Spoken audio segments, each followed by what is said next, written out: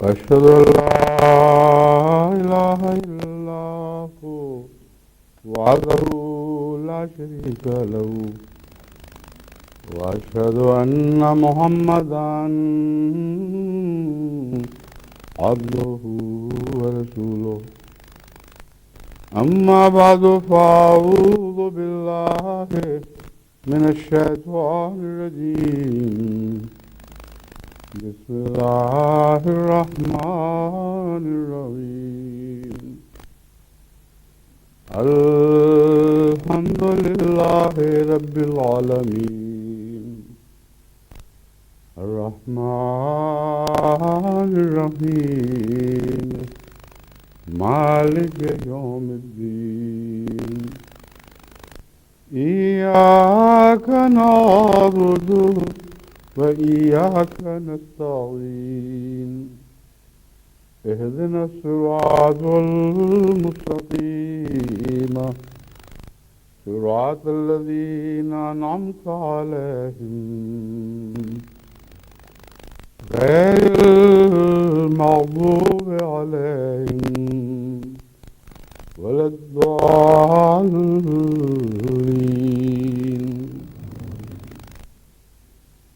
ثم ردوا إلى الله مولاهم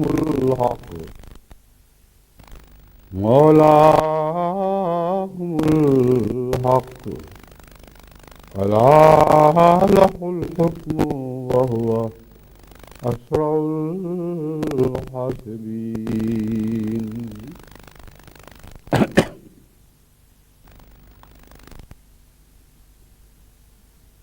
اسماء باری تعالیٰ کے مضمون کا جو سلسلہ جاری ہے یہ بھی اسی کی کڑی ہے جو آج کا خطبہ ہے، لیکن اس سے پہلے میں یہ اعلان کرنا چاہتا ہوں کہ جماعت احمدیہ اسپین کی 14ویں مجلس شورا آج منعقد ہو رہی ہے۔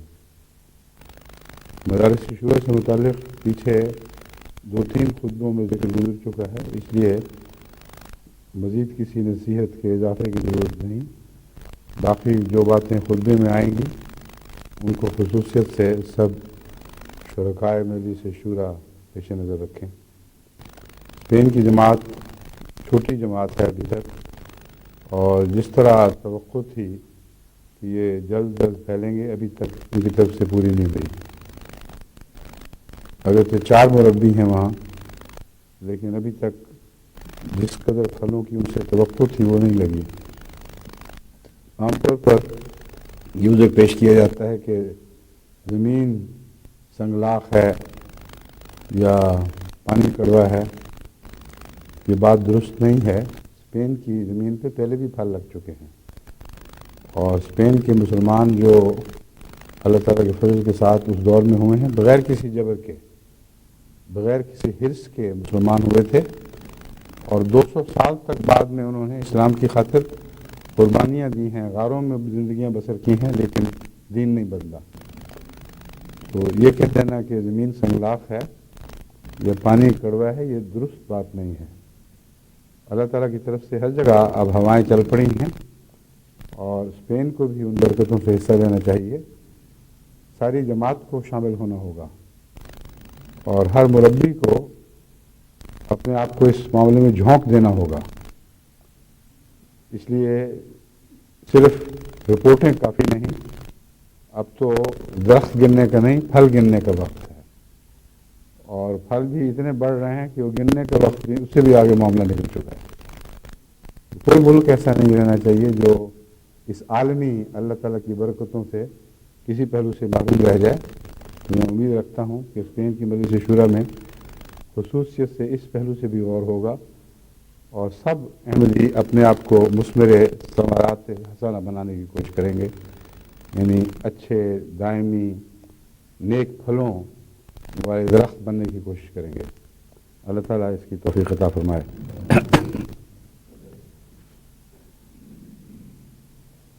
میں نے بیان کیا تھا کہ تمام صفات باری تعالیٰ ان 4 بنیادی صفات سے پھوٹتی ہیں جو سورہ فاتحہ میں بیان ہوئی ہیں۔ اس ضمن میں حمید صفت کا بھی گزشتہ خطبے میں غنی کے ساتھ حمید کا بھی ذکر آیا تھا، اور بظاہر حمید صرف ان 4 صفات میں شامل نہیں ہے جو سورہ فاتحہ میں بیان ہوئی ہیں، رب العالمین، رحمان، رحیم اور مالک یوم الدین۔ لیکن یہ بھولنا نہیں چاہیے کہ سورہ فاتحہ کا آغاز حمد سے ہوتا ہے، اور حمد کی صفت اللہ کے ساتھ اور دوسرے تمام اسماء کے ساتھ برابر کا تعلق رکھ رہی ہے۔ الحمدللہ رب العالمین، اس کے ساتھ ہی یہ مضمون اس طرح جاری ہوتا ہے گویا الحمدللہ رب العالمین، الحمد للرحمن، الحمد للرحیم، الحمد لمالک یوم الدین۔ اور عربی قاعدے کے مطابق اس طرح تفصیل سے ترجمہ کرنا بالکل درست ہے۔ حمد کا مضمون ان سب پر اطلاق پا رہا ہے، اس لیے حمید کہنے کی بجائے اس مصدر استعمال فرمایا جس کا ان تمام صفات سے براہ راست تعلق جڑ گیا، اور یہ ضروری بھی تھا کیونکہ کوئی بھی صفت حسنہ اگر حمد سے آ رہی ہو کسی پہلو سے تو وہ سبحان نہیں رہتی، پاک نہیں رہتی، اور حمد کا مضمون اس بات کا تقاضا کرتا ہے کہ کوئی چیز ہر برائی سے پاک ہو۔ بس اگرچہ سبحان بھی یہاں نہیں ہے، جس سے خدا تعالیٰ کا نام ہے، عبد السبحان کہا جاتا ہے، سبحان کا بندہ، لیکن حمد اپنی ذات میں ایک بہت ہی گہرا اور وسیع الاثر لفظ ہے، اور جس طرح قرآن کریم نے سورہ فاتحہ میں استعمال فرمایا ہے اس میں سبحانیت کا مضمون بھی داخل ہو جاتا ہے۔ بس وہ رحمان جو حمد کے لحاظ سے پورا نہ اترے، کامل حمد کا حقدار نہ ہو، اس کا مطلب ہے کہ اس میں کوئی نقص رہ گیا ہے، وہ سبحان نہیں ہے۔ اور ایسے رحمان ہمیں دنیا میں عام ملتے ہیں، حد سے زیادہ بڑے ہوئے نرم دل جو توازن کھو بیٹھتے ہیں اپنی نرمی میں۔ مائیں جو محبت میں اپنے بیٹوں کو بگاڑ دیتی ہیں، ان کی عاقبت خراب کر دیتی ہیں۔ تو کوئی بھی صفت حسنہ، صفت خواہ کیسی اچھی کیوں نہ ہو، جب تک اس کے ساتھ حمد اپنے کامل معنوں میں اطلاق نہ پائے اس وقت تک وہ اچھی صفت بھی کسی نہ کسی برائی میں مبتلا ہو سکتی ہے۔ بس حمید کا لفظ تو ہر خدا تعالیٰ کے اسم کے ساتھ چسپاں کر دیا گیا ہے سورہ فاتحہ میں، اس کے بغیر خدا کے کسی اسم کا تصور ہی کوئی نہیں۔ اس کے علاوہ اور بھی بہت سے ایسی صفات جیسے کہ میں نے بیان کیا ہے جو آپ کھوج لگائیں تو آپ کو ان کا گہرا تعلق ان صفات باری تعالیٰ سے نظر آنا شروع ہو جائے گا جو سورہ فاتحہ میں بیان ہے۔ اور اللہ توفیق عطا فرمائے، فراست کو بھی تیز کرے، آسمان سے عرفان اتارے، تو کوئی بھی ایک بھی صفت خدا کی ایسی نہیں ہے جس کا ان صفات باری تعالیٰ سے قطعی یقینی جوڑ ثابت نہ کیا جا سکے جن کا سورہ فاتحہ میں ذکر ہے۔ آج کی ایک مثال کے طور پر میں نے لفظ حق کو چنا ہے۔ الحق خدا کا ایسا نام ہے جو اسے مجسم سچائی قرار دیتا ہے۔ حق سچائی کو کہتے ہیں۔ سچائی ایک صفت ہے جس کا وجود نہیں، مگر الحق جب کہا جاتا ہے تو مراد ہے جو کامل سچا ہو، جس میں سچائی کے سوا کوئی دوسرا عنصر نہ پایا جائے، جو سچائی کی اعلیٰ سے اعلیٰ تعریف ہو سکتی ہے وہ الحق لفظ میں داخل ہے۔ تو سوال یہ ہے کہ الحق کا بیان یہاں کہاں موجود ہے؟ خدا کی سچائی کا ان 4 صفات میں کہاں ذکر ہے؟ اس سلسلے میں آپ کے سامنے کچھ باتیں کھولنا چاہتا ہوں۔ یہ کوئی علمی بحث نہیں ہے، بلکہ جماعت کے اندر گہری سچائی پیدا کرنے کے لیے خدا تعالیٰ کی صفت حق یا اسم حق پر غور ضروری ہے، اور اس کے تجزیہ سے پھر انسان کو پتہ چلتا ہے کہ میں کیوں جھوٹ بولتا ہوں، کہاں کہاں ٹھوکر کھاتا ہوں، اور حق ذات سے تعلق قائم کیے بغیر میں کن کن نعمتوں سے محروم ہوں یا محروم رہوں گا۔ یہ مضمون جب کھل جائے تو پھر اپنی ضرورت کو لوگ از خود اپنے سچائی کے معیار کو بلند تر کرنے کی کوشش کریں گے۔ جھوٹ کی جو وجوہات ہیں ان میں ایک ہے جھوٹی تعریف حاصل کرنا۔ جن کو تعریف کا شوق ہو اور تعریف سے عاری ہوں وہ جھوٹ بولتے ہیں۔ چنانچہ قرآن کریم اس مضمون کو بیان کرتے ہوئے فرماتا ہے لا تحسبن الذین یفرحون بما اتوا ویحبون ان یحمدوا بما لم یفعلوا، کہ وہ لوگ جن کے ہاتھ پلے کچھ بھی نہیں ہوتا، جو کچھ لاتے ہیں جھوٹ ہی لاتے ہیں، اور خوش اس بات پر ہو رہے ہوتے ہیں کہ ان کی تعریف کی جا رہی ہے ان باتوں میں جو انہوں نے کی نہیں۔ تو بہت سی جھوٹ کی وجوہات حمد کی تمنا ہے۔ بس اگر آپ یہ کہتے ہیں الحمدللہ رب العالمین، تو وہاں ساتھ ہی یہ اقرار کرتے ہیں کہ یہ وہ ذات ہے جس کو حمد کی خاطر کسی جھوٹ کی ضرورت نہیں، کیونکہ ہر سچی حمد جس کا تصور باندھا جا سکتا ہے، ہر قابل تعریف چیز جو اپنے درجہ کمال کو پہنچی ہے وہ اس ذات باری تعالیٰ میں موجود ہے۔ تو جھوٹ کی جڑ ہی غائب ہو گئی۔ حمد کی تمنا میں اللہ تعالیٰ کی طرف سے کسی جھوٹ کا کوئی تصور بھی نہیں باندھا جا سکتا، کیونکہ یہ متضاد مضمون ہے۔ اور انسان چونکہ حمد کا مالک نہیں ہوتا اور کامل حمد نہیں رکھتا، اس لیے وہ اپنے نقائص کو دور کرنے کی خاطر فرضی خوبیاں اپنی بیان کرتا ہے، یا پسند کرتا ہے کہ لوگ فرضی خوبیاں بیان کریں۔ یہ خوش آمدیں، یہ اپنے نفس کی بڑائیاں، یہ تالیاں، یہ ساری وہ چیزیں ہیں جنہوں نے معاشرے میں زہر گھول رکھا ہے۔ اور اب اس پر غور کر کے دیکھیں، اس کو تفصیل سے خاندانی جھگڑوں اور روزمرہ کی معاشرتی خرابیوں پر چسپاں کر کے دیکھیں تو آپ کو پتہ لگے گا کہ محض تعریف کی خاطر ایسی ایسی جھوٹ بکواس کی جاتی ہے کہ اس کے نتیجے میں پھر فتنے پیدا ہوتے ہیں، اور ایسا شخص خود اپنا وقار بھی کھو دیتا ہے۔ بات کرتا ہے تو لوگ دوسری طرف منہ پھیر کے کہتے ہیں کہ ہم جانتے ہیں بڑی عادت ہے اس کو شیخیاں بھگانے کی، تالیاں کرتا ہے، اپنے بچوں میں عزت کھو دیتا ہے۔ چنانچہ ایک جگہ مجھے کسی نے بتایا کہ ایسا ہی کوئی شخص تھا بیچارہ محروم، اس کو عادت تھی غلط باتیں گپیں مارنے کی۔ تو ایک جگہ اس نے خوب مجلس لگائی اور کہا کہ بس یوں پھر میں نے کیا اور پھر یوں کیا۔ تو اس کا بیٹا اسی مجلس میں بیٹھا ہوا تھا، وہ ایک طرف منہ کر کے اشارے سے کہتا تھا کہ ماننا نہ، سب گپ ہے۔ اولاد میں عزت نہیں رہتی باقی، تو جھوٹی عزت آدمی حاصل کر ہی نہیں سکتا، یہ وہم ہے، اور چند دن کے چرچے ہو سکتے ہیں، ہمیشہ کے لیے حق چھپ نہیں سکتا۔ تو بظاہر اللہ تعالیٰ کو حق نہیں فرمایا گیا، مگر جو صفات کی داغ بیل رکھی گئی ہے اس میں حق داخل ہے۔ حمد کے نقطہ نگاہ سے تو اللہ تعالیٰ کو کسی جھوٹ کی ضرورت ممکن ہی نہیں ہے، یعنی عقلی طور پر اس کا تصور بھی نہیں کیا جا سکتا۔ دوسری ایک وجہ ہے حرص۔ دنیا میں بہت سے جھوٹ حرص کی خاطر بولے جاتے ہیں۔ جتنے مقدمے بنتے ہیں، یہ ہماری جائیداد ہے، اس پہ اصل میں ہماری تھی، یا فلاں نے ہم سے لے لی اور واپس نہیں کی، یا جھوٹے مقدمے قرض کے بنا دیے جاتے ہیں۔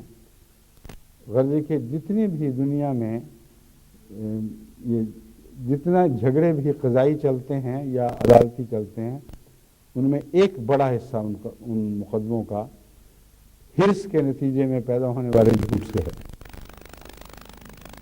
اب پاکستان کے حالات آپ کے سامنے ہیں، لیکن دوسری دنیا کی عدالتوں میں بھی چل رہا ہے، صرف پاکستان تو خاص نہیں، ہندوستان اس قسم کی مثالوں سے بھرا پڑا ہے۔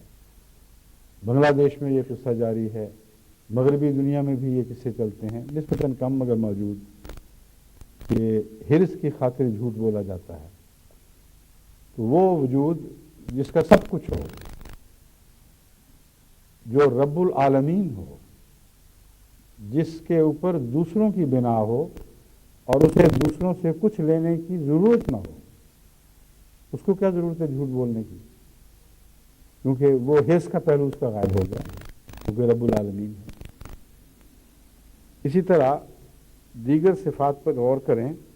میں قرآن کریم نصیحت کرتے ہوئے یہ بیان فرماتا ہے وَلَا تَأْكُلُوا أَمْوَالَكُمْ بَيْنَكُمْ بِالْبَاطِلِ، کہ دیکھو تم اپنا اموال آپس میں باطل کے ساتھ نہ کھایا کرو۔ باطل کا کئی معنی ہیں، لیکن بنیادی معنی جھوٹ ہی ہے۔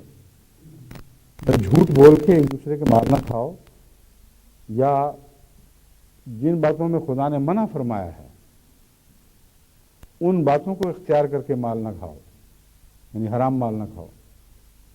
تو دونوں جگہ دراصل بنیادی معنی جھوٹی کا ہے۔ جھوٹ کی خاطر جھوٹی چیز، غلیظ چیز حاصل کرنا، یہ حرص سے تعلق رکھتا ہے، اور حرص پیدا ہوتی ہے اس کو جو غریب ہے، اور اگر غریب نہیں بھی ہے تو کامل مالک نہیں ہے۔ زمین و آسمان، کائنات سب اس کی نہیں ہے، کچھ کمی ہے تو اس کو لینے کی خاطر جھوٹ بولا جاتا ہے۔ جو تمام جہانوں کا رب ہے، ان کا پیدا کرنے والا، بن مانگے دینے والا، اس کو اس پہلو سے جھوٹ کی ضرورت ہی کوئی، جھوٹ لگتا ہی نہیں، وہاں اسپائی نہیں ہو سکتا۔ پھر جھوٹ کی ایک وجہ مواخذہ کا خوف ہے، اور اکثر ہمارے معاشروں میں مشرقی اور مغربی پکڑ کے ڈر سے جھوٹ بولا جاتا ہے۔ ایک بچے سے غلطی ہو، یا ایک مجرم نے چوری کی ہو یا قتل کیا ہو، کوئی بھی صورت ہو جہاں مواخذے کا خطرہ ہوگا وہاں جھوٹ بولا جائے گا۔ اگر مواخذے کا خطرہ نہیں ہوگا تو جھوٹ نہیں بولا جائے گا، اور اس کا حمد والے مضمون سے گہرا تعلق ہے۔ اگر آپ ایک بات ایسی پوچھیں مجلس میں کہ خوشبو آئی ہے، اگر وہ کہ کس نے عطر لگایا ہے، کس نے خوشبو والی بات، یعنی کس کی وجہ سے خوشبو آئی ہے، تو لوگ جھوٹ بول کے بھی کہتے ہیں کہ ہماری وجہ سے آئی ہے۔ لیکن اگر کہیں بدبو آئی ہے تو کوئی جھوٹ نہیں بولے گا، کیونکہ ڈرتا ہے، اور وہ بھی انکار کر دے گا، یعنی جھوٹ بولے گا جس سے بدبو آئی ہو۔ تو یہ حمد اور برائی کا گہرا تعلق جھوٹ سے ہے۔ بعض صورتوں میں حمد کی خواہش جھوٹ پیدا کرتی ہے، بعض صورتوں میں برائی سے بچنے کا خیال جھوٹ پیدا کرتا ہے، اور اس کا اگلا قدم مواخذہ ہے۔ جہاں سزا ملنی ہو وہاں انسان جھوٹ نہیں بول سکتا، یعنی ان معنوں میں کہ اس نے جرم نہ کیا اور جھوٹ بول رہا ہو، لیکن جھوٹ بولے گا تو مجرم بولے گا، اور مواخذے سے ڈر کر وہ جھوٹ بولے گا کہ نہیں میں نے کیا ہی نہیں تھا، کیونکہ اس کو پتہ ہے کہ اس کے نتیجے میں اس کے سر پر ایک سزا کی تلوار لٹکی ہوئی ہے۔ یہ جو مضمون ہے یہ انبیاء کی صداقت سے بڑا گہرا تعلق رکھتا ہے۔ انبیاء جب ایک دعویٰ کرتے ہیں تو اس دعوے کے نتیجے میں ان کو بہت بری طرح سوسائٹی کی طرف سے سزا ملتی ہے۔ عزت پر حملہ کیا جاتا ہے، جان مال پر عزت حملہ کیا جاتا ہے۔ وہ تمام اعلیٰ قدریں جو ان کو نصیب تھی، جن کا سوسائٹی اعتراف کیا کرتی تھی، ان سب قدروں سے انکار کر دیا جاتا ہے۔ اب ایسا شخص جو جھوٹ بولتا ہے، یا اس نے اپنی تعریف کی خاطر جھوٹ بولا ہے، یا کچھ کمانے کی خاطر، حرص کی خاطر جھوٹ بولا ہے، یا مواخذے کے ڈر سے جھوٹ بولا ہے، تو وہ کیسا انسان ہے جو پہلے تو اتنا معقول اور اتنا بلند مرتبہ انسان کہلاتا ہو کہ قوم میں اس پر امید سے نظریں پڑتی ہوں۔ جیسا کہ حضرت صالح کو کہا گیا کہ انت مرجوب فینا، تو ہمارے اندر مرجوب تھا، ہم تو تم سے امیدیں لگائے بیٹھے تھے۔ انتا ہے یا کنتا ہے، مگر بہرحال مرجوبن کا لفظ حضرت صالح کے متعلق استعمال ہوتا ہے، اور ہر نبی کے متعلق یہی ہے۔ حضرت مسیح موعود علیہ السلام سے بھی لوگ امیدیں لگائے بیٹھے تھے۔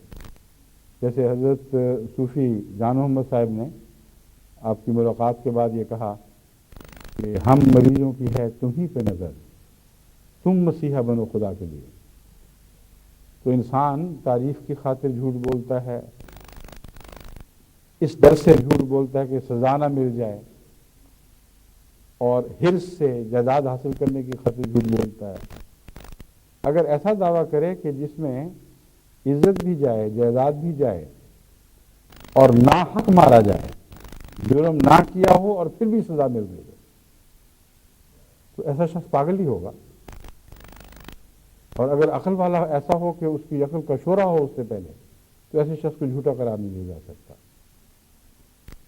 ایک دفعہ حضرت مسیح موعود علیہ السلام کا ایک معاند مولوی، پہلے کی بات ہے، میرے سے گفتگو کرنے آیا، تو اس نے اپنی طرف سے یہ اکٹھے کیے ہوئے تھے حضرت مسیح موعود علیہ السلام کے درجہ بر درجہ دعوی، اور اس کو یہ پتہ نہیں تھا کہ بین ہی یہی اعتراض عیسائی حضرت محمد رسول اللہ پر بھی کرتے ہیں، کہ پہلے ایک چھوٹا سا جھوٹ بولا، پھر ضرورت ہوئی، پھر دوسرا، پھر تیسرا، پھر چوتھا۔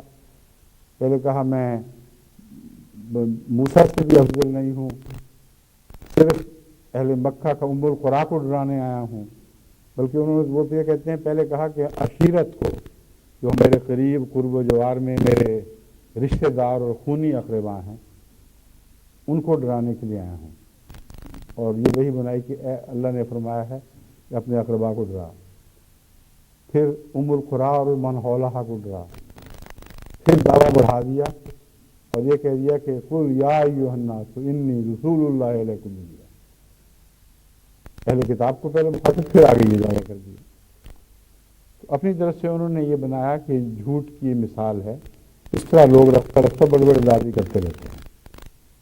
تو ان مولوی صاحب کی عالمی طور پر تو مذہب کی تاریخ پر یا لٹریچر پر نظر نہیں تھی، اور کہیں یہ پڑھ لیا کہ مسیح موعود علیہ السلام نے پہلے یہ دعویٰ کیا میں معمور ہوں، پھر مہدی، پھر مسیح، کرسچن ہونے کا بھی کر دیا، تو فہرست بنا کر آیا ہوا تھا کہ دیکھیں جی میرے ساتھ جھوٹے، صاف پتہ چل رہا ہے۔ میں نے مولوی صاحب سے پوچھا، میں نے کہا مجھے یہ ایک بات بتائیں کہ اگر یہاں ربا میں آپ کو میں لے جاتا ہوں بازار میں، اور اعلان ہوتا ہے کہ کسی نے کوئی چیز چرائی ہے، اور جس نے چرائی ہے اس کو 100 جوتے پڑیں گے، آپ جھوٹا دعویٰ کریں گے اس کو کہ ہاں ہاں میں نے چرائی ہے، میں نے چرائی ہے؟ میں کہا چور بھی نہیں کرے گا، کیونکہ مواخذہ کے ڈر سے لوگ جھوٹ بولتے ہیں، اور جہاں کھلی کھلی سزا مل رہی ہو معصوم کو، اس کو کیا ضرورت ہے کہ اس سے اگلا بڑا دعویٰ کر بیٹھے کہ ابھی کافی نہیں مجھ سے، میری اور بھی دشمنی کرو۔ تو پہلا ہضم نہ ہوا ہو، اوپر سے ایک اور دعویٰ کر بیٹھے، دوسرا ہضم نہ ہوا تو اور دعویٰ کر بیٹھے، اور اس کی سزا ابھی پوری نہ ملی ہو تو ایک اور دعویٰ کر بیٹھے۔ میں کہا تم اتنی بھی عقل نہیں کہ حضرت مسیح موعود علیہ السلام کی صداقت کے نشان کو آپ کی تکذیب کے نشان کے طور پر دیکھ رہے ہیں۔ میں کہا جب آپ نے دعویٰ کیا معمور من اللہ کا، تو اس وقت مسلمان آپ کے دشمن ہوئے، مہدی کا دعویٰ کیا مسلمان دشمن ہوئے، اور مسلمان خود انگریزوں کی ایک رعایا تھے، لیکن جب خوب مسلمانوں کا قہر آپ پر برسا ہے تو آپ نے کہا کہ اچھا یہ تو بڑی مزے کی بات ہے، کیوں نہ اپنے سلطنت کے فرما رواؤں کو بھی دشمن بنا لیا جائے، اور دعویٰ کر دیا کہ تمہارا خدا کا بیٹا مر گیا ہے اور میں مسیح ہوں۔ میں کس قسم کا جھوٹا ہے جو ایسی باتیں کر رہا ہے؟ پھر اس کو خیال آیا کہ اوہ ابھی تو ہندو ناراض نہیں ہوئے، بات تو تب بنے گی کہ ان کو بھی ناراض کیا جائے، کرسچن ہونے کا دعویٰ کر دیا، اور ہندوؤں کا غضب بھڑکا اور لیکھ رام پیدا ہوا اور بڑے بڑے مقابلے ہوئے، اور مرلی دھر سے کہیں مناظرہ ہو رہا ہے، ایک شور پڑ گیا۔ تو قادیان کے گرد سکھ تھے بہت، آپ نے فرمایا کہ یہ تو ہندوؤں کا ہندوستان میں تو زور ہے، مگر ارد گرد تو سکھ ہی ہیں نا، کیوں نہ سکھوں کو ناراض کیا جائے؟ تو دعویٰ کر دیا کہ حضرت بابا نانک مسلمان تھے۔ اچھا آپ ادنا سی عقل سے کام لیں، کوئی شخص جس کو سزا مل رہی ہو سچ بولنے کی، اگر وہ سچ نہیں تو جھوٹ بولنے کی سزا ہے، تو جھوٹا آدمی تو سزا سے بچنے کے لیے جھوٹ بولتا ہے، سزا حاصل کرنے کے لیے تو جھوٹ نہیں بولا کرتا۔ مثال میں نے دی، میں نے کہا آپ کو میں نے کہا ہے ضرورت ہے تو کر کے دکھائیں۔ ناممکن ہے کہ ایک انسان ایسی چیز کا دعویٰ کرے جس کے نتیجے میں حمد نہ ہوتی ہو بلکہ گالیاں پڑتی ہوں اور سزا ملتی ہو۔ پاگل اس لیے کرتے ہیں کہ ان کو کچھ بھی نہیں ہوتا۔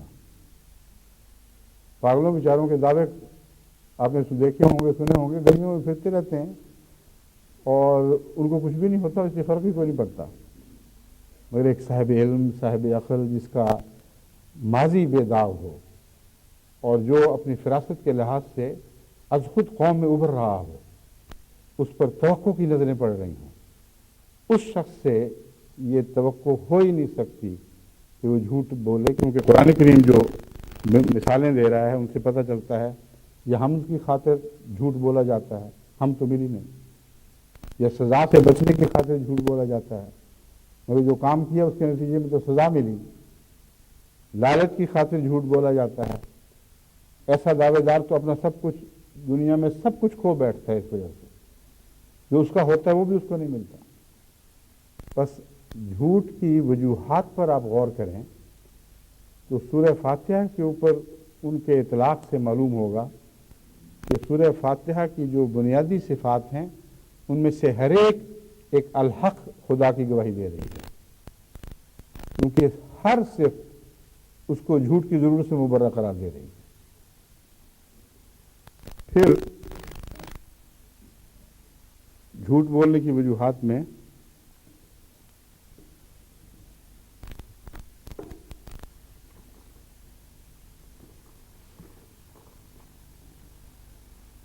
علم کی کمی پر پردہ ڈالنے کے لیے جھوٹ بولا جاتا ہے۔ یہ جتنے بھی لوگ جلد بازی میں جواب دے دیتے ہیں نا کہ یہ کیا ہے، وہ کہتے ہیں ہاں یہ بات یوں ہے، اور وجہ یہ ہے کہ اگر وہ نہ کہیں تو یوں لگے گا کہ ان کو پتہ نہیں۔ بعض لوگ اس بات کو برداشت نہیں کر سکتے کہ ہماری لا علمی ظاہر ہو جائے، اس لیے جھوٹ بول دیتے ہیں، اور یہ جھوٹ جو ہے یہ اکثر ان کی نظروں سے بھی چھپا رہتا ہے۔ وہ بالارادہ جھوٹ نہیں بول رہے ہوتے، وہ اپنے اندازے کو سچ سمجھتے ہیں، اور اس عادت کی وجہ سے بعض بڑی بڑی خرابیاں پیدا ہو جاتی ہیں۔ حضرت مسلم موعود اس معاملے میں بے حد حساس تھے، بلکہ الرجک تھے۔ اگر کوئی پوچھیں کہ بتاؤ یہ کیا ہوا ہے وہاں، اور کوئی شخص اپنی طرف سے کہہ دے تو کہتے تھے تمہیں کس کا پتہ لگا، بتاؤ مجھے، جب تم نے دیکھا نہیں، تم نے معلوم نہیں کیا تو کیوں اندازاً بتا رہے ہو؟ اندازہ بھی ایک جھوٹ ہوتا ہے۔ بات سوچتے ہیں، اگر کہا جائے اندازے لگاؤ تو وہ اور چیز ہے، لیکن اگر حقیقت پوچھی جائے اور اندازہ پیش کر دیا جائے تو یہ جھوٹ ہے۔ بس وہ لا علمی کو چھپانے کی خاطر جھوٹ ہوتا ہے۔ قرآن کریم اس کی مثال دیتے ہوئے فرماتا ہے إِن يَتَّبِعُونَ إِلَّا الظَّنَّ وَإِنْ هُمْ إِلَّا يَخْرُصُونَ۔ پہلے اس آیت کا پہلا ٹکڑا ہے وَإِن تُطِعْ أَكْثَرَ مَنْ فِي الْأَرْضِ يُضِلُّوكَ عَنْ سَبِيلِ اللَّهِ۔ وہ اکثر لوگ جو زمین میں ہیں ان کی عادتیں ایسی ہیں کہ اگر تو ان کی پیروی شروع کر دے تو تمہیں وہ ضرور گمراہ کر دیں گے۔ یہاں کافر اور مومن کی بحث نہیں اٹھائی، وَإِن تُطِعْ أَكْثَرَ مَنْ فِي الْأَرْضِ۔ اور یہ کیسی سچی بات ہے کہ انسانوں کی میں بھاری اکثریت اس عادت میں مبتلا ہوتی ہے کہ جس کا علم نہ ہو اس کی بجائے اندازہ پیش کر دیتی ہے۔ تو فرمایا إِن يَتَّبِعُونَ إِلَّا الظَّنَّ، تو عادی ہے حقیقت دیکھ کر بیان کرنے کا اور حقیقت دیکھ کر قبول کرنے کا۔ جن لوگوں کا تعارف ہم کروا رہے ہیں انسان بحیثیت مجموعی، ان کی اکثریت ایسی ہے جو ظن پر بات کرنے کے عادی ہے، حقیقی علم نہیں، ظن سے بات کر لی۔ وَإِنْهُمْ إِلَّا يَخْرُصُونَ، اور وہ اٹکل پچو لگانے والے لوگ ہیں، یعنی ڈھکوسلے لگانے والے، اٹکل پچو کی باتیں کرنے والے، ان کے پیچھے جو لگے گا وہ گمراہی ہوگا، اس کو تو کبھی ہدایت نصیب نہیں ہو سکتی۔ ان ربک هو اعلم من یضل عن سبیلہ۔ اب علم کا جو فقدان ہے اس کے نتیجے میں جھوٹ بولا جا رہا ہے، اور عالم فرمایا ہے اللہ تعالیٰ کو۔ اور قرآن کریم میں جو سورہ فاتحہ کی صفات ہیں وہ کامل علم کا تقاضا کرتی ہیں۔ حضرت مسیح موعود علیہ الصلوۃ والسلام نے اس مضمون کو یوں بیان فرمایا کہ رحمان تخلیق کے لیے بنیادی صفت ہے، اور تخلیق علم کے بغیر ہو نہیں سکتی۔ سب سے زیادہ علم خالق کو ہوا کرتا ہے، اور دوسرے ربوبیت اگر برائی سے پاک ہے تو لازماً علم کے ساتھ ہے، ورنہ ہو ہی نہیں سکتی۔ ایک ماں جس کو یہ نہیں پتا میں نے اپنا بچہ کس طرح پالنا ہے، وہ اپنی لا علمی میں رب نہیں بن سکتی۔ اگر بنے گی تو کسی جگہ ٹھوکر کھائے گی اور اس کو کوئی نقصان پہنچا دے گی، اور پھر یہ نہیں کہا جا سکتا کہ کہیں نہیں کہا جا سکتا الحمد، کہ تعریف ہے اس ماں کے لیے جس نے لا علمی میں اپنے بچے کو زہر دے دیا۔ تو الحمد کا مضمون جب ربوبیت کے ساتھ ملتا ہے اور رحمان تخلیق کا مضمون اس میں داخل کرتا ہے تو قطعی طور پر ثابت ہوتا ہے کہ یہ ذات کامل علم رکھنے والی ہے، کیونکہ جس نے پیدا کیا وہی جان ہے۔ حضرت مسیح علیہ السلام فرما رہے ہیں، دوسرے کو کیا پتا کہ کیا چیز ہے۔ اس لیے وہ لوگ جو چیزیں ایجاد کرتے ہیں، جیسا علم ان کو ہوتا ہے ویسا کسی دوسرے انجینئر کو یا اس فن کے واقف کو ہو نہیں سکتا۔ اس کی گہری کنوں سے واقف ہوتے ہیں، ان کو پتہ ہے میں نے فلاں ٹکڑا کیوں استعمال کیا تھا، فلاں قسم کی دھات کیوں لی تھی، تو سارا مضمون اس سے پہلے چھان بین کر کے وہ تسلی سے اس پر حاوی ہو چکا ہوتا ہے، اس پر عبور حاصل کر چکا ہوتا ہے۔ بس علم کا فقدان بھی بعض دفعہ جھوٹ پر انسان کو مجبور کر دیتا ہے، خواہ وہ عمدن ہو یا غیر ارادی طور پر ہو۔ اور سورہ فاتحہ جس خدا کو پیش کرتی ہے وہ کامل علم والا ہے، ایسا کامل علم کہ اس سے بڑھ کر علم متصور نہیں ہو سکتا۔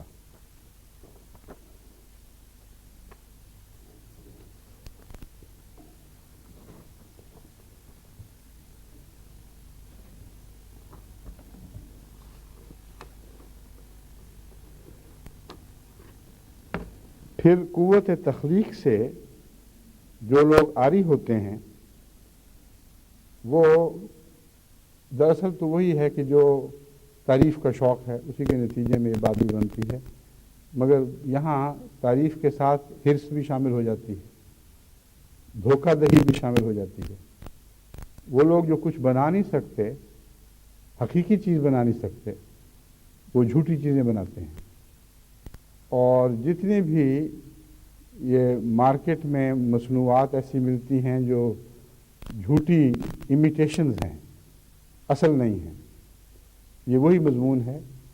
اور جو تماشا دکھانے والے تماشا دکھاتے ہیں، جو جادوگر جادو دکھاتے ہیں اور روب ڈالتے ہیں کہ ہم نے اس چیز کو یوں کر دیا اور عوام الناس کو دھوکہ دیتے ہیں، دراصل یہ تخلیق کی تمنا ہے، اللہ کی صفت خالقیت سے کچھ حصہ لینا چاہتے ہیں جو ان کو نصیب نہیں ہوتا۔ ایسی صورت میں پھر وہ ان کو جھوٹ بنانا پڑتا ہے۔ قرآن کریم نے حضرت موسیٰ اور ان کے ساحروں کے مقابلے کی مثال رکھ کر اس مضمون پر روشنی ڈالی ہے۔ فَأَلْقَى مُوسَىٰ عَصَاهُ فَإِذَا هِيَ تَلْقَفُ مَا يَأْفِكُونَ۔ یہ نہیں فرمایا کہ سانپوں کو نکل گیا موسیٰ کا سوٹا، فرمایا کہ سانپ تو تھے ہی نہیں، ان کو کہاں یہ طاقت تھی کہ وہ سانپ بنا دیتے، انہوں نے جھوٹ بنایا تھا۔ سحروا اعین الناس سے، انہوں نے لوگوں کی آنکھیں باندھ دی تھیں، ان پر جادو کیا تھا۔ تو کیسا فصیح و بلیغ کلام ہے کہ فرماتا ہے ان کے جھوٹ کو کھا گیا سوٹا، یعنی اصلیت ظاہر ہو گئی، وہ رسیوں کی رسیاں دکھائی دینے لگ گئیں۔ تو جو کھایا تھا وہ سانپ نہیں کھائے تھے، وہ جھوٹ کھایا تھا ان کا، یعنی جھوٹ کو نکل گیا، اس جھوٹ کی کوئی حقیقت باقی نہیں رہی، حق آ گیا اور باطل چلا گیا، یہ مضمون ہے۔ تو جتنے بھی مداری تماش بین یا مارکیٹ میں مصنوعی چیزیں بنا کے پیش کرنے والے ہیں وہ اس وجہ سے جھوٹ بولتے ہیں، اور جو خالق کل ہے اس کو اس کی ضرورت کوئی نہیں، جو تخلیق پر کامل عبور رکھتا ہے اس کو ضرورت ہی کوئی نہیں ہے۔ پھر از راہ ظلم بعض دفعہ جھوٹ بولا جاتا ہے، اور ظلم کی وجہ مالکیت کی کمی ہے دراصل۔ جو شخص مالک نہیں ہوگا اور ہر چیز کا مالک نہیں ہوگا، جہاں اس کی ملکیت سے باہر کوئی مالک ہوگا اس کے دل میں تمنا پیدا ہوتی ہے کہ میں اس کی ملک بھی لے لوں۔ یہ حرص ہے ظاہر، جیسا کہ میں نے پہلے بھی بیان کیا ہے، لیکن اس مضمون کا ایک تعلق ملکیت سے بھی ہے، بادشاہت سے بھی ہے۔ ایک تو وہ لوگ ہیں جو بادشاہ نہیں ہوتے اور بادشاہ نہ ہونے کی وجہ سے جھوٹ بول کر دوسرے کا مال یہ کہہ کر لیتے ہیں یہ ہمارا تھا، مگر لینے کا اختیار ان کو نہیں ہوتا۔ لینے کا اور دینے کا اختیار ایک حکومت کو ہوتا ہے، بادشاہت کسی اور کی ہوتی ہے۔ جو خود بادشاہ ہو وہ اگر لے گا تو ظلم کی راہ سے لے گا، اور خدا تعالیٰ جو مالک کل ہے، جس کا ملکیت کا دائرہ ہر چیز پر حاوی ہے، اور بادشاہ بھی وہی ہے، اس کو کسی جھوٹ کی ضرورت نہیں ہے۔ اور بعض دفعہ ایسی غلطیاں، خفیف سی غلطیاں ایک نیت میں پر اثر انداز ہو جاتی ہیں، اور بڑے بڑے بزرگوں کی نیت پر بھی بعض دفعہ ایسی چیزوں کا ہلکا سا سایہ پڑ جاتا ہے۔ حضرت داؤد کی مثال قرآن کریم پیش فرماتا ہے۔ اللہ تعالیٰ فرماتا ہے کہ رات کے وقت دو شخص چھلانگ لگا کر ان کے قلعے میں، ان کے محل میں داخل ہو گئے اور کہا کہ ڈر نہیں ہے داؤد، یہ نہ سمجھ کہ ہم چور و چکے ہیں یا ڈاکو ہیں، کسی شور کی ضرورت نہیں، ہم تو ایک مقدمہ پیش کرنے آئے ہیں۔ اور مقدمہ یہ ہے کہ ایک شخص نے کہا کہ میرے پاس ایک بھیڑ ہے صرف، اور یہ جو میرا بھائی ہے یا ساتھی اس کے پاس 99 ہیں، یہ کہتا ہے اپنی ایک مجھے دے دو تاکہ میری 100 پوری ہو جائیں،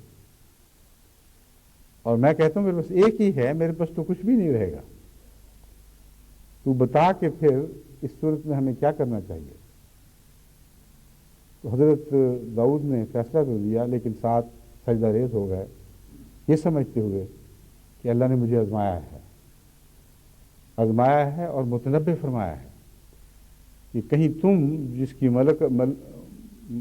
کی ملکیت بھی اور جس کی سلطنت بھی توسیع پذیر ہے، پھیلتی چلی جا رہی ہے، اس خیال سے کہ ہمسایہ ملکوں میں سے کوئی چھوٹی چھوٹی ریاستیں ہیں، انہوں نے الگ رہ کے کیا کرنا ہے، ان کو بھی ساتھ شامل کرو، زیادتی نہ کر دینا کسی پر۔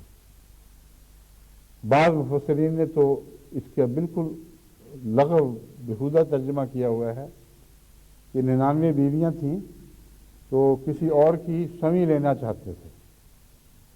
اگر وہ بادشاہ تھے تو ساری سلطنت کی حسین ترین عورتیں ان کے قبضے میں تھیں۔ اس زمانے کی بادشاہت تو مطلق العنان ہوا کرتی تھی۔ یہ بھی فرضی قصے بنائے ہوئے ہیں، بائبل سے لے لیے اور آنکھیں بند کر کے قبول کر لیے۔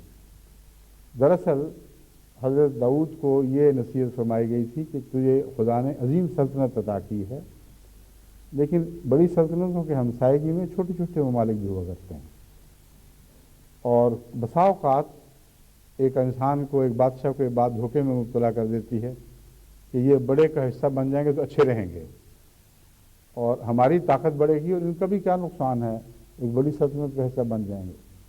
تو اس قسم کے نفس کے دھوکے بعض دفعہ ظلم پر مجبور کر دیا کرتے ہیں۔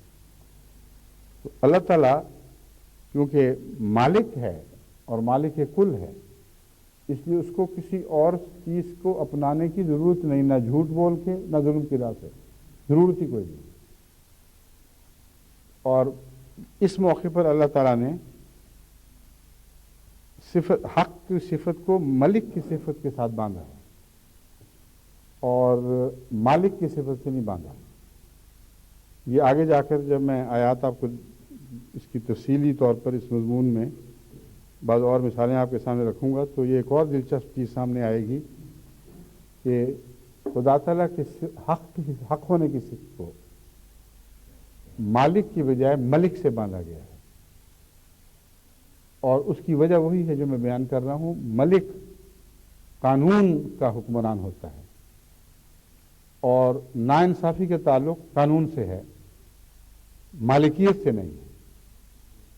اگر کوئی شخص مالک ہے تو کسی ایک کو دے دے اور کسی کو نہ دے تو اس کو ناانصافی نہیں کہہ سکتے. جس کو مزید دے دیں آپ، جس پر دل آ جائے اس کو آپ ادا کر دیں. آپ مالک ہیں، آپ کی چیز ہے، کوئی یہ نہیں کہہ سکتا اوہ اس نے بڑی ناانصافی کی ہے. سارا شہر بستا ہے، اس میں سے ایک کو دے دیا اور کروڑ باقی رہ گئے، ان کو کچھ نہیں دیا. یہ جہالت ہے، اس کے سوا اس کی کوئی حقیقت نہیں. اصل میں صفت حق کا یا انصاف کا مالکیت سے تعلق نہیں ہے، ملکیت سے تعلق ہے. تو قرآن کریم نے جہاں جہاں اس تعلق کو باندھا ہے وہاں ملک کا لفظ استعمال فرمایا ہے، مالک کا نہیں. لیکن اس کے باوجود یہ سورہ فاتحہ میں داخل ہے کیونکہ مالک یوم الدین کا مضمون ملوکیت پر بھی حاوی ہے اور ملکیت پر بھی حاوی ہے.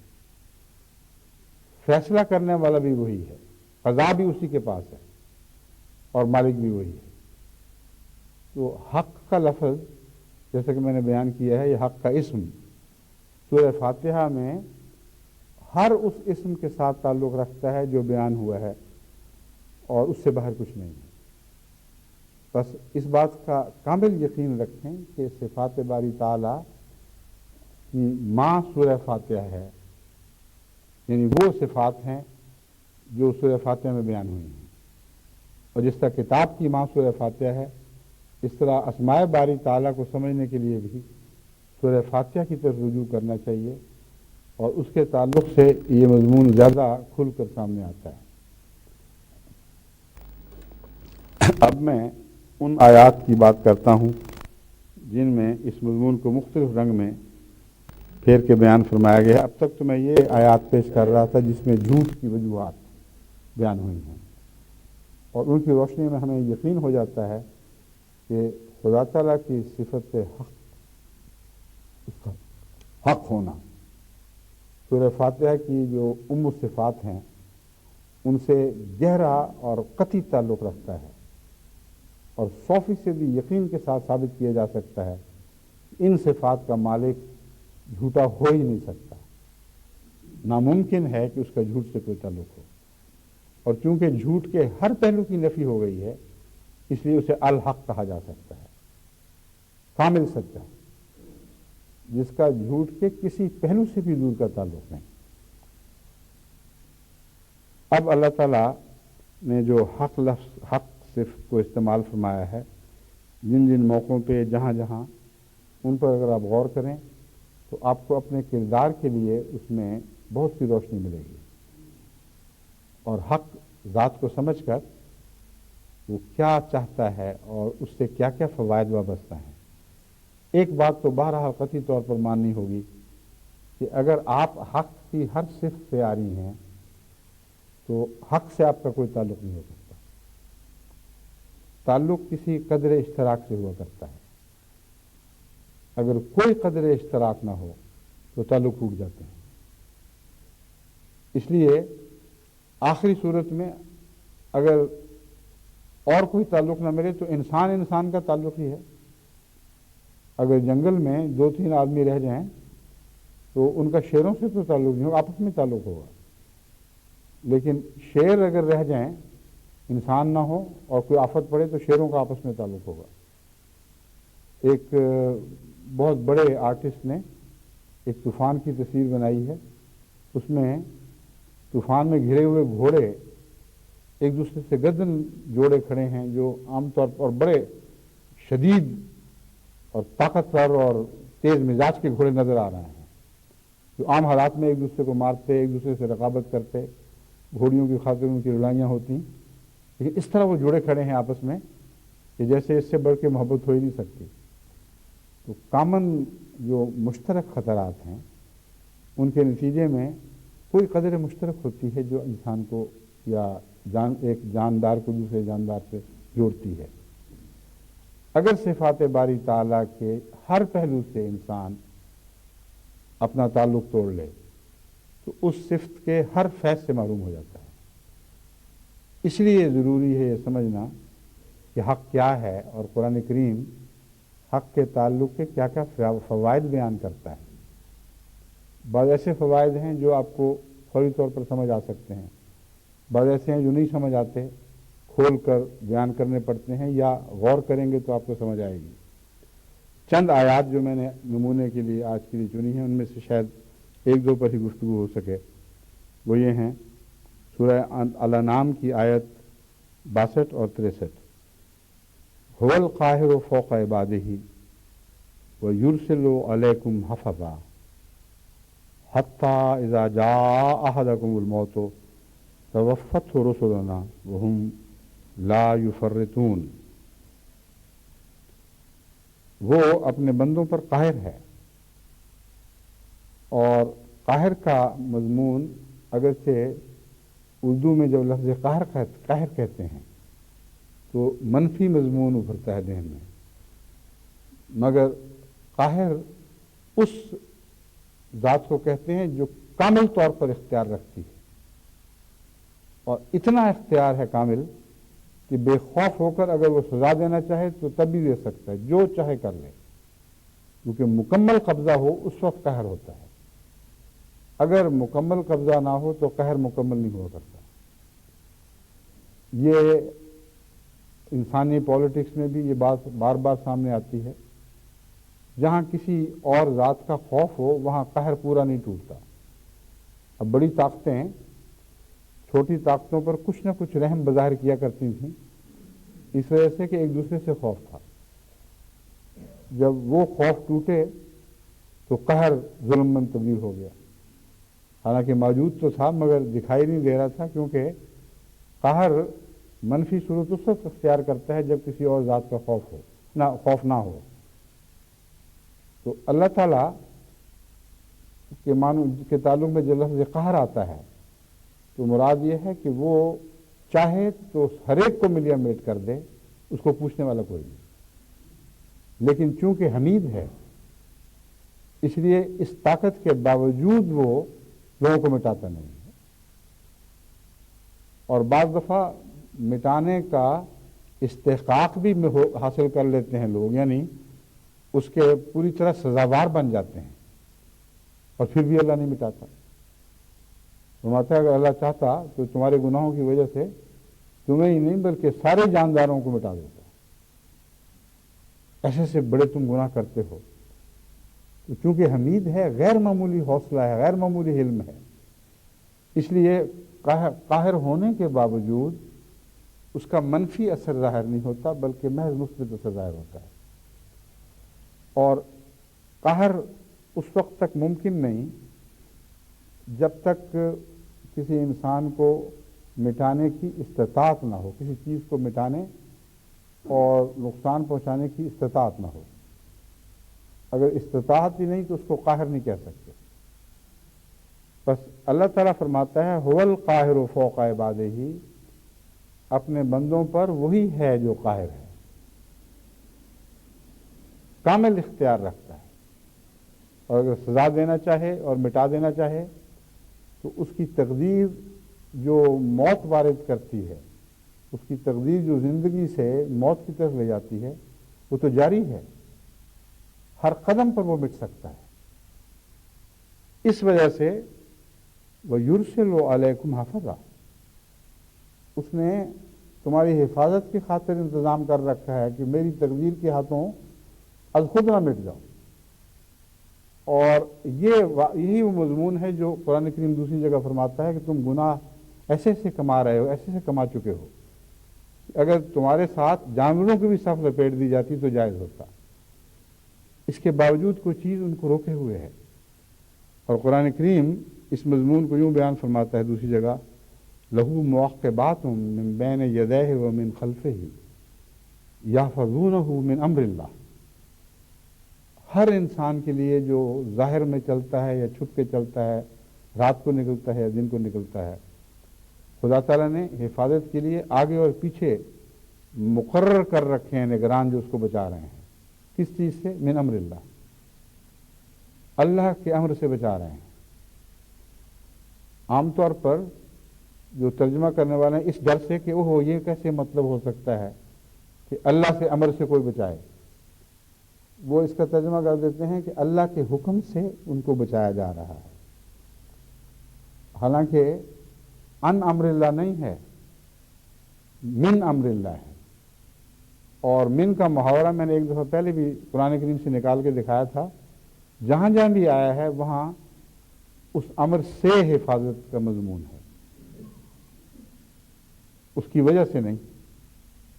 بس یہاں کیا مضمون ہے؟ دراصل تقدیر الہی ہی ہے جو زندگی بخشتی ہے، اور تقدیر الہی ہی ہے جو موت بخشتی ہے. کسی کو تو مرنے کا بھی اختیار نہیں اگر تقدیر الہی نہ ہو تو اگر خدا کی تقدیر سے کوئی بچتا ہے تو خدا کی تقدیر کی وجہ سے بچتا ہے. ایک تقدیر زندگی کی حفاظت کر رہی ہے، ایک تقدیر موت کی طرف بلا رہی ہے. تو فرماتا ہے کہ ہماری وہ تقدیر جو تمہیں زندہ رکھنے کا فیصلہ کیے ہوئے ہے ایک خاص مدت تک، وہ تمہیں ہماری دوسری تقدیر سے بچا رہی ہے.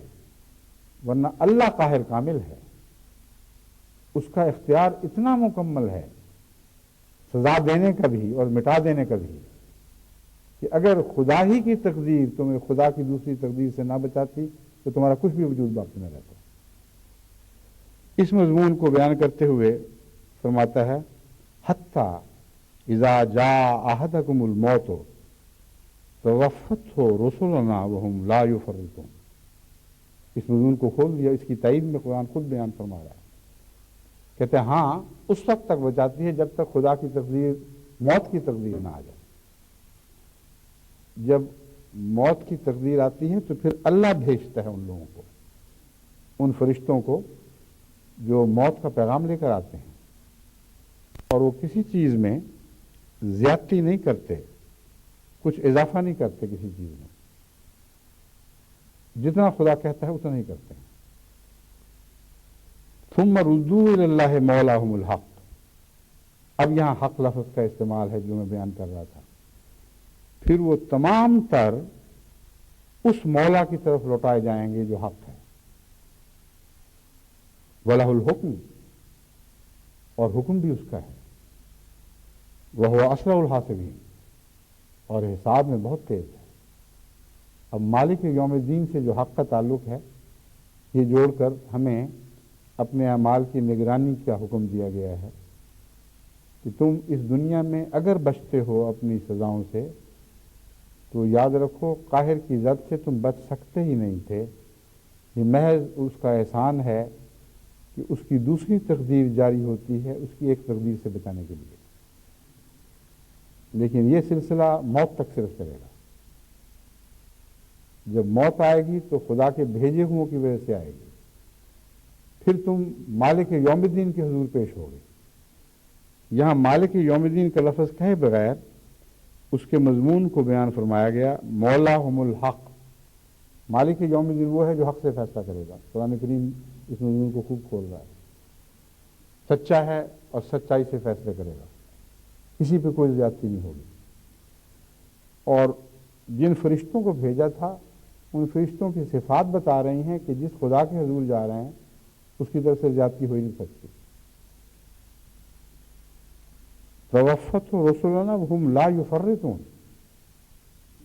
ایسے فرشتے بھیجتے ہیں جو اس موت کے وقت بھی ان پر کوئی زیادتی نہیں کرتے. جو حق ہے اس سے آگے نہیں بڑھتے ہو. تو جو بھیجنے والا بھیجتا ایسے ہے جو زیادتی نہیں کر سکتے، اس سے زیادتی کیسے متصور ہو سکتی ہے؟ وہ کامل انصاف کے ساتھ فیصلہ کرے گا. لہ الحکم، حکم اس کا ہے، فیصلہ اسی کے چلے گا. وَهُوَ أَسْرَعُ الْحَاسِبِينَ، اور حساب میں بہت تیز ہے. مہلت زندگی تک ہے، زندگی کے بعد پھر اس کو حساب میں دیر کوئی نہیں لگے گی. پھر وہ کامل قدرت رکھنے والا خدا ہے، وہ قاہر ہے، وہ قاہر کے طور پر بھی ظاہر ہوگا، وہ کامل حق کے طور پر بھی ظاہر ہوگا. اور مولاہم الحق میں یہ بیان فرمایا کہ اگر تم نے بچنا ہے تو حق کو مولا بناؤ. مولا کا مطلب ہوتا ہے جو والی ہو، جو بچانے والا ہو، جو تحفظ دینے والا ہو. تو فرمایا حق مولا کی طرف جاؤ گے. اگر تم نے اس دنیا میں حق کو اپنا نہ بنایا اور حق سے تعلق نہ باندھا تو اس دنیا میں وہ تمہارا مولا نہیں بنے گا. اس لیے اگر بچنا ہے تو حق کو مولا بناؤ گے تو بچو گے، ورنہ نہیں بچ سکتے. جو ان لوگوں نے جھوٹ کو مولا بنایا ہو دنیا میں، ہر مشکل کے وقت جھوٹ کی پناہ لیتے ہوں، ہر حرص کے وقت جھوٹ کی پناہ لیتے ہوں، ہر حمد کی تمنا میں جھوٹ کی پناہ لیتے ہوں، ہر مواخذے سے بچنے کے لیے جھوٹ کی پناہ لیتے ہوں، جن کا اندر باہر ساری زندگی کا نظام جھوٹ پر پل رہا ہو، وہ یہ کہیں کہ قیامت کے دن ہمیں حق پناہ دے دے گا، تو یہ جھوٹ ہے. یہ بہت بڑا جھوٹ ہے. اور قرآن کریم اس کی مثال بھی پیش کرتا ہے کہ بیوقوف ایسے بھی جھوٹے ہوں گے جو قیامت کے دن بھی خدا کی پناہ میں آنے کی بجائے جھوٹ کی پناہ میں بھی جانے کی کوشش کریں گے.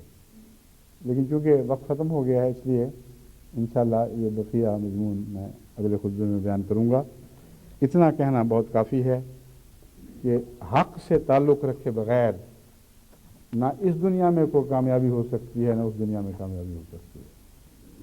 لازماً ہمیں سچی جماعت کے طور پر ابھرنا ہوگا، اور سچائی کو جب تک ہم ہر احمدی کے اندر اس طرح راسخ نہ کر دیں کہ اس کی فطرت ثانیہ بن جائے یا فطرت اولیٰ کی طرف وہ لوٹ آئے، کیونکہ فطرت اولیٰ حق ہی تھی. یہ کہنا غلط ہے کہ فطرت ثانیہ بن جائے. یوں کہنا بہتر ہے کہ جہاں تک کہ وہ اپنی فطرت اولیٰ اول فطرت کی طرف لوٹ آئے، اس وقت تک ہم حقیقت میں نہ اس دنیا میں کامیاب ہو سکتے ہیں، نہ اس دنیا میں کامیاب ہو سکتے ہیں. اللہ ہمیں اپنی طرف سے فوز عظیم عطا فرمائے. اب میں خطبے سے پہلے یہ اعلان کرنا چاہتا ہوں کہ ہمارے ایک بہت ہی پیارے اور مخلص فدائی واقف زندگی چودھری مشتاق احمد صاحب باجوہ وفات پا گئے ہیں، اور بہت سی خوبیوں کے مالک تھے. دل موہنے والی صفات تھیں، اور سب سے جو زیادہ دلکش صفت تھی وہ سچائی تھی. بالکل سچے انسان، صاف کھرے، کوئی جھوٹ، کوئی ٹیڑھ پن کی رگ نہیں تھی اس شخص میں. عمر 83 سال تھی. ایک لمبے عرصے سے کینسر کے مریض تھے، مگر محض اعجازی طور پر زندہ تھے، اور ڈاکٹروں کو بھی کچھ سمجھ نہیں آتی تھی کہ کیا ہو رہا ہے. بہت پرانی بات ہے، وقفہ جدید میں ایک دفعہ، جب میں وقفہ جدید میں ہوا کرتا تھا، ایک دفعہ وہاں سے احمد نگر سے واپس آیا تو مجھے پیغام ملا کہ باجوہ صاحب اور ان کی بیگم صاحبہ سوئٹزرلینڈ سے آئے ہوئے ہیں، اور انہوں نے پیغام دیا کہ ضرور ہمیں ملیں. چنانچہ میں اسی وقت لنگر خانے چلا گیا. ہمارے کمرے میں ٹھہرے ہوئے تھے. میں نے کہا کس طرح تشریف لائے آپ دونوں اچانک؟ انہوں نے کہا کہ بڑے تحمل سے، کوئی خوف بھی نہیں تھا. کس طرح کیا آنا تھا؟ ہم تو مرنے کے لیے آئے ہیں. مرنے کے لیے کیا مطلب؟ انہوں نے کہا تو پتہ ہی نہیں کہ ڈاکٹر نے کیا کہ 6 مہینے اندر مر جاؤ گے، تو دونوں ہی مر جاؤ گے. اور کہتے ہیں ہم نے پنجابی میں بات کرے تھے، اردو اس کی یہ ہے کہ ڈاکٹروں نے تو ہمیں کہہ دیا کہ تم مر جاؤ گے، تو ہم نے کہا وہاں جو مریں گے اور لاشیں اٹھوا کے یہاں لائیں گے تو کیوں نہ یہی مریں آ کے. 6 مہینے کے لیے ریزرو کرا لیا لنگر خانے میں کمرہ، اور اپنی طرح سے مرنے کے لیے آئے ہوئے تھے.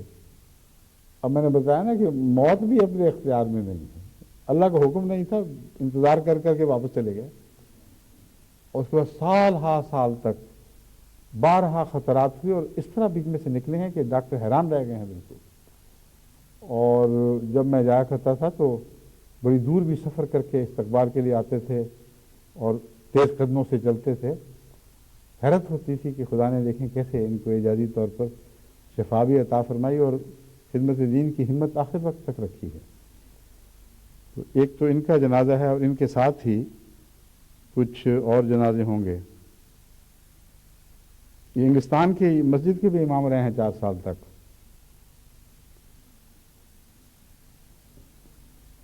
بہت سے ان کے فوائد درج ہیں، مگر مختصر جو میں نے بتانا تھا وہی کافی ہے. ایک سچا مخلص فدائی انسان تھا، زندگی میں بھی زندگی بھر اللہ کی رحمتوں کا نشان بنا رہا. آخرت میں بھی ہمیں امید ہے بھاری اللہ تعالیٰ سے کہ رحمت ہی کا مظہر بنائے رکھے گا.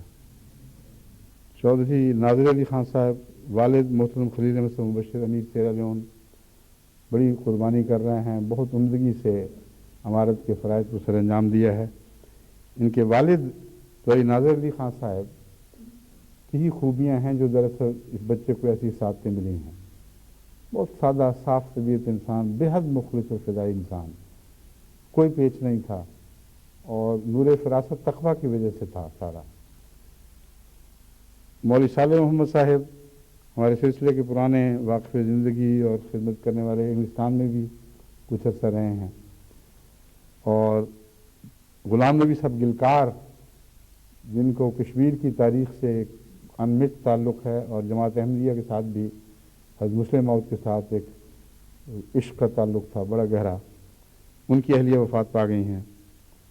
بشرا بیگم صاحبہ اہلیہ قاضی مظفر احمد صاحب آف منڈی بہاؤالدین، شریفہ بی بی صاحبہ اہلیہ ڈاکٹر کریم اللہ صاحب ضلع بہاول نگر، مکرم مشتاق احمد صاحب حبیب اللہ خان صاحب پروفیسر کے داماد تھے، مکرمہ زبیدہ بیگم صاحبہ بنت مرزا عبدالغنی صاحب سابق محاسب صدر انجمن احمدیہ قادیان، مکرم والد صاحب صادق محمد طاہر خوشاب.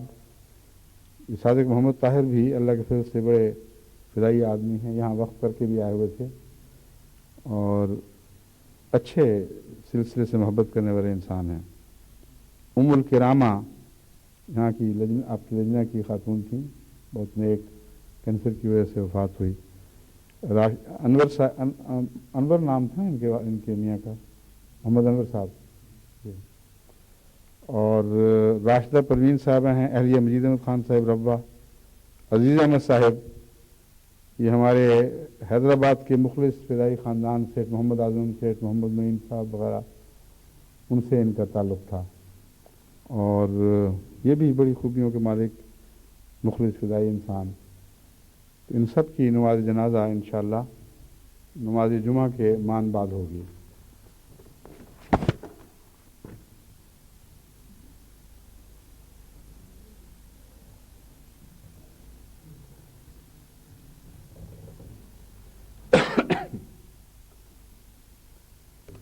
الحمدللہ نحمدہ ونستعینہ ونستغفرہ ونؤمن بہ ونتوکل علیہ ونعوذ باللہ من شرور انفسنا ومن سیئات اعمالنا. من یہدہ اللہ فلا مضل لہ ومن یضللہ فلا ہادی لہ. ونشهد أن لا إله إلا الله وحده لا شريك له ونشهد أن محمدا عبده ورسوله. عباد الله رحمكم الله إن الله يأمر بالعدل والإحسان وإيتاء ذي القربى وينهى عن الفحشاء والمنكر والبغي يعظكم لعلكم تذكرون. اذكروا الله يذكركم وادعوه يستجب لكم ولذكر الله أكبر.